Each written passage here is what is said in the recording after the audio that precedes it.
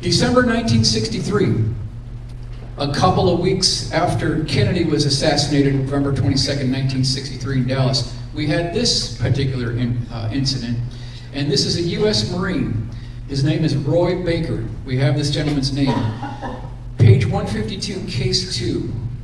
So, he's at Cherry Point, North Carolina, and he's told to board a plane with blacked out windows. They fly 3 hours by plane from Cherry Point, North Carolina to an undisclosed location.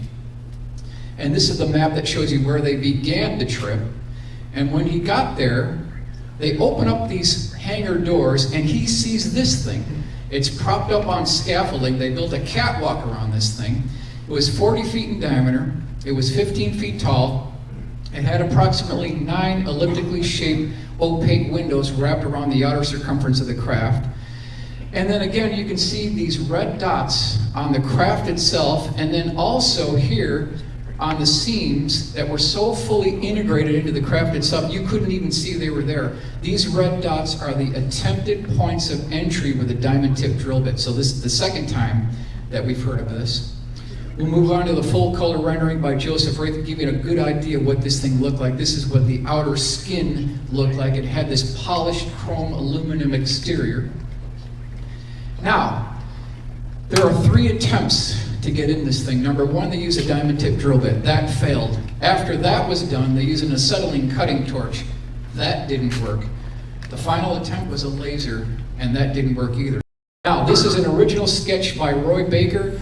This is not a copy. This is his original drawing from the Marine who was there, who actually saw it. He was guarding this thing there for a period of 2 weeks. We'll look up in the upper left-hand corner. You've got these light fixtures. The whole facility where this is all going down was excruciatingly well lit. Here you can see his rough sketch here of the scaffolding, and then the entire craft had these pads that were supporting the bottom of it for this wraparound catwalk.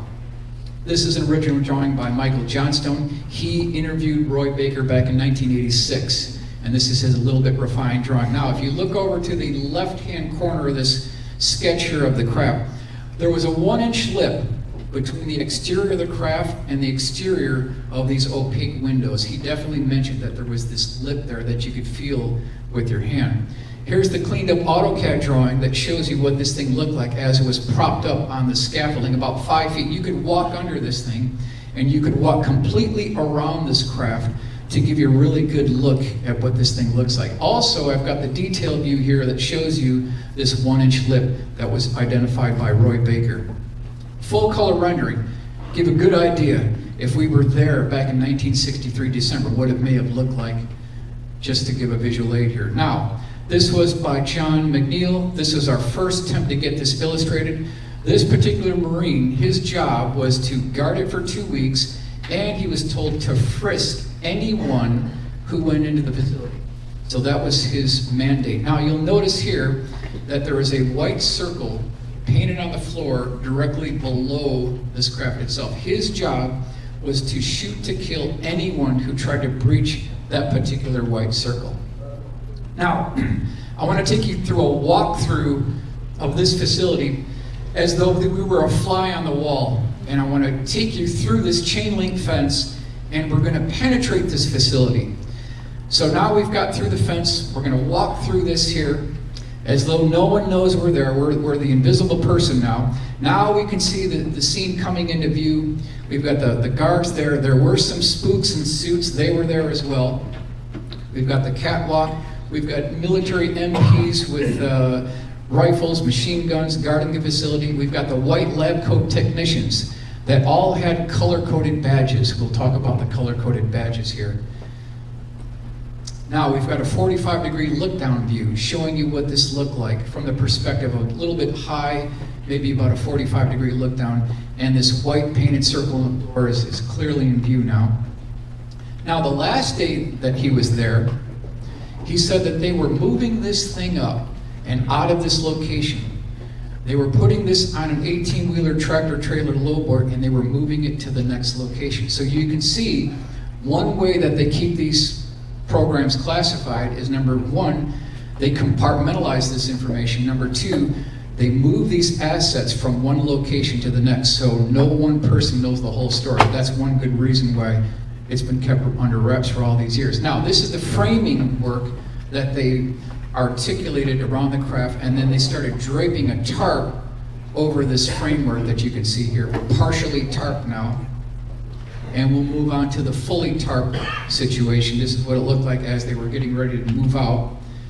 Now we're getting ready to move to the next location, and then this is Rudy's drawing, just to give you an idea of how they actually move this out. Now, there was an incident with a laser. Once the diamond tip drill bit failed, once the acetylene torch failed, they used a laser that came in by 2 tractor trailers with a large electrical device that was connected by 2 heavy gauge cables, went right to the side of the craft, and once they shone the laser on the skin of the craft, it bounced off and damaged the ceiling tile above. So a very interesting incident here, and you can see what happened. This is the gentleman's original sketch, the Marine from 1963. This is his original sketch of what that incident looked like here. Now, they absolutely did have 2 teams of white lab coat technicians that had these color-coded badges. So if you had a green badge, you could go here, but you couldn't go here. If you had a yellow badge, you could go here, but you couldn't go over here. If you had a red badge, you had access to the entire facility. That's how the badges worked. Now, there was one time where this particular Marine was at this location. Nobody frisked him, and so he was alone. And he had a small pocket Minox camera, and he took a photograph of this thing. And this is his direct quote: "Someday I will tell this story, and by God, people are going to believe me." Unfortunately, this photograph was lost in a flood in 1983. So we were this close to getting this piece of evidence, but it was snatched away from us. That always seems to be the case. We always get so close, then something happens and the evidence disappears. So we did a simulation of what this photograph from a Minox camera may look like. Something similar to this right here. A little bit brown, a little bit discolored in age, but something similar to what like this, if we could get this back in 1983. Now, there was an incident where a United States Navy personnel actually tried to breach that circle painted on the floor, and I tracked it down. It would have been this gentleman, Paul Nitz. He would have been the gentleman that may have done this.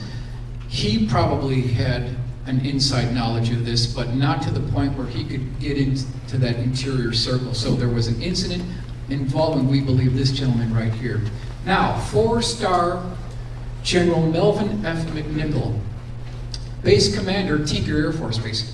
How does he play a role in this crash retrieval operation back in 1963? What is his role in this? This is his obituary. Ex-Tinker Commander Melvin McNichol dies, the Daily, Oklahoma, July 11th, 1986. Well, he happened to be good friends with a woman named Charlotte Mann.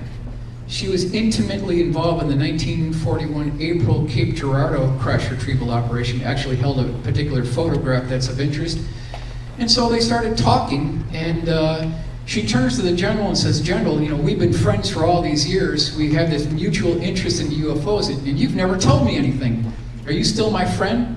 And he turns to her and says, "Charlotte, if you ever repeat what I'm about to tell you, I'll deny it, and it could end my career." So he told her that, number one, he saw a UFO that was located in the west. That's interesting because the Marine stated that he flew from Cherry Point, Carolina, 3 hours by plane. That would put you in the vicinity of the west. Number two, this general said that he walked around a UFO on a catwalk, which was propped up by scaffolding. This is exactly what the Marine had talked about. In fact, he guarded it for 2 weeks. And then number three, this particular general told Charlotte Mann that bodies were recovered and one was still alive. This particular Marine in 1963 overheard during water cooler talk about bodies and one being still alive associated with another crash retrieval. So when I heard this from Charlotte Mann, I said, you know what, we got it. We got independent confirmation from 2 different sources that absolutely did not know each other